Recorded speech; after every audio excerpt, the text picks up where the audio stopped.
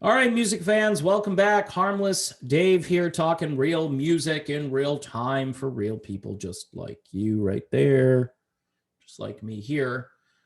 Big day for the band Journey as their song that won't stop believing has now gone over 1 billion streams on Spotify. The only other song I believe in the category of that song, that genre, that has done that is Queen's Bohemian Rhapsody. So it's Bohemian Rhapsody and Don't Stop Believing. By the way, two songs that are definitely overexposed. Um, I could hear them less and I would be okay with it. They're both brilliant songs and they both deserve the airplay. So it's kind of a mixed bag in that regard.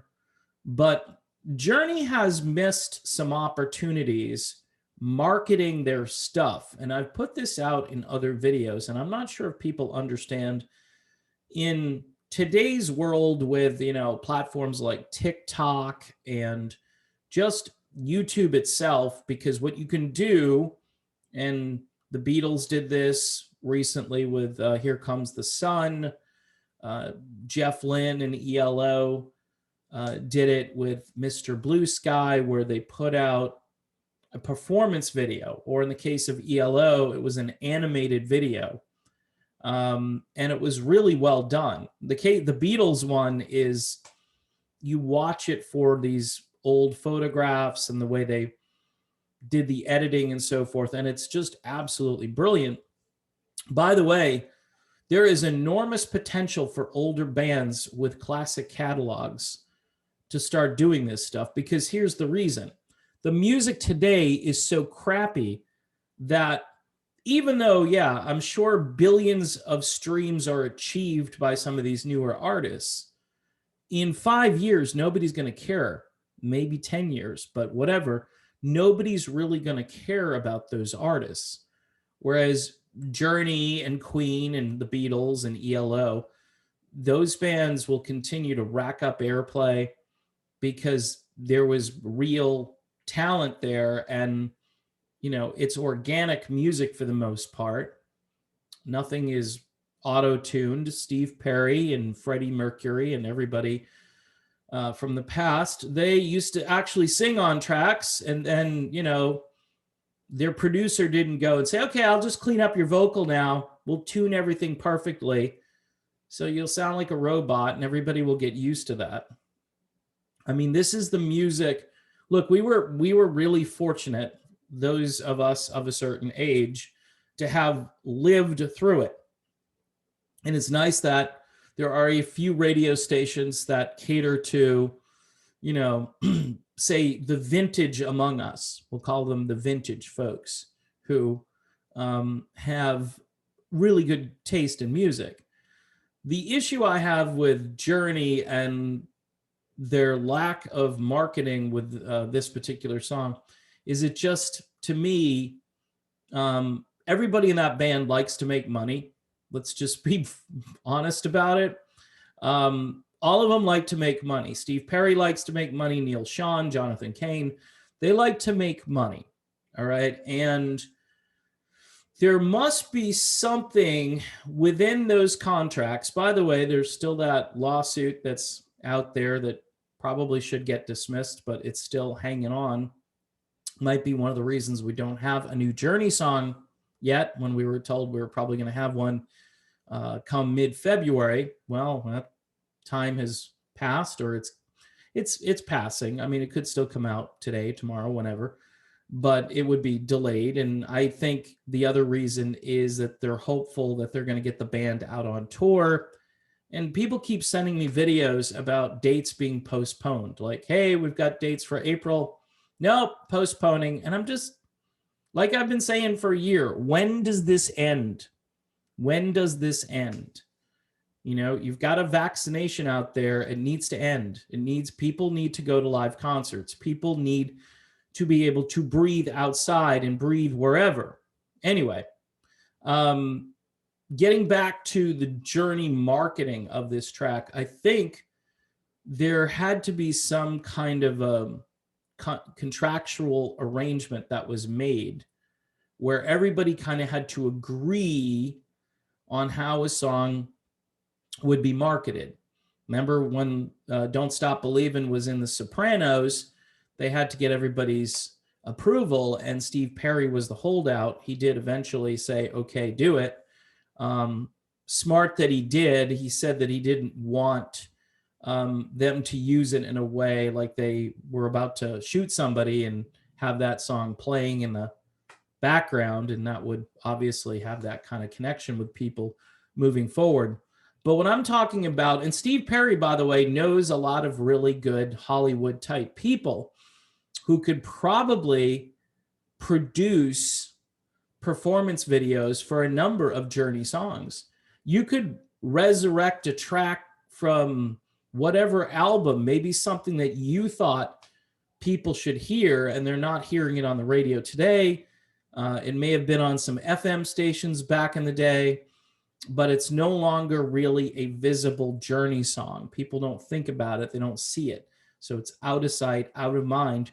And you could do a performance video like the song Mother Father, which was recently covered by the band Voyage, and they're racking up views because they did such an authentic version of the song. And you think to yourself, imagine if Journey did some marketing. That whole storyline of that song is perfect for a little movie, little, kind of an MTV style video, but with, real actors and a real performance. Would certainly garner some interest in other Journey music other than Don't Stop Believin'. And I've said before too, if you did a performance video, not the live, there are live videos of Steve Perry with the band back in 81, 40 years ago, big anniversary this year for Journey fans. There are, there are film clips, they're live in Houston and so forth. And that tends to be the high watermark for marketing Don't Stop Believin'. But when you think of it, I mean, they could have partnered with the Sopranos and put together a Sopranos version of Don't Stop Believin'. They could have done a number of things, and it's a little mind-boggling. Again, these guys like to make money, and they're not touring, right? So nobody's touring. Steve Perry isn't touring. Steve Perry is the original social distancer. I've already done that video. And the rest of the guys, I think they want to get out there, but the promoters are all just, nope, can't do it. And plus, they want to play to full arenas. They don't want to play to 25% capacity because, again, they're not going to make enough money. They need some income. I mean, splitting 1/4 of that pie, all right, even if you're just giving token paychecks to the hired guns in the band, all right, which I know kind of stinks, but I think you've got just Neil and John are your big hitters in the band, and everybody else is a hired gun, even Arnell.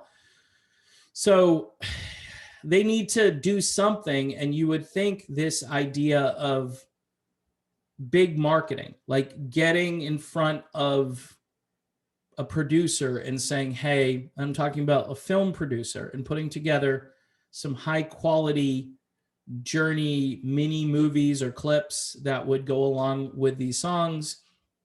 And again, you can pick songs, even the new era band, right? The post Perry stuff with Arnell, both from the last 2 records, you could probably do something with some of that music. I mean, there are some good tracks on Eclipse that didn't get a lot of attention. And I'm thinking you could, repackage it, do it in a way where people would be reintroduced to the song. Bands are doing that. Older bands are doing that. So again, if you want to keep your catalog alive, if you're not selling your catalog off to somebody else to do all the marketing and then pay you in one big lump sum, I think my guess would be that Neil and John would be tempted to do that, and Perry would say, hell no, he would not do that. This catalog is worth more I think, than some of those other catalogs. I'm just going to put it out there. And I think the Journey stuff, it's going to be around forever, hundreds of years. You're going to still be hearing about Journey. So in any event, 1 billion streams is cool. It happens a lot to newer sort of these pop artists that I don't listen to, that apparently are on the radio or on YouTube or whatever, and they get to 1 billion and it's no big deal. But classic rock artists and a song like Don't Stop Believin' making it to 1 billion is pretty cool. So with that kind of publicity, you could launch something and get far more income, because streaming revenue, 1 billion streams will bring you in some streaming revenue once you get to that number, but it's still a pittance compared to what these artists used to get for radio airplay and so forth.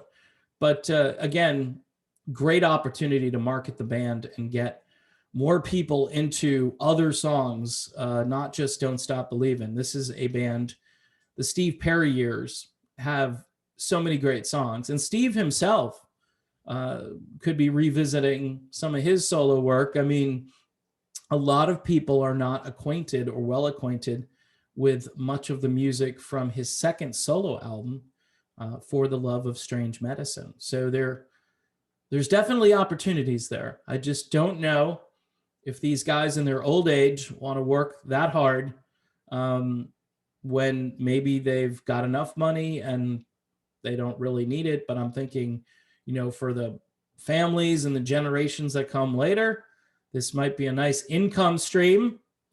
That's why Ross Valerie and Steve Smith are trying to get their fair share, right? Trying to get a piece of the pie. All right. Well, in any event, I'm done with this video. Thank you for watching. Thank you for subscribing.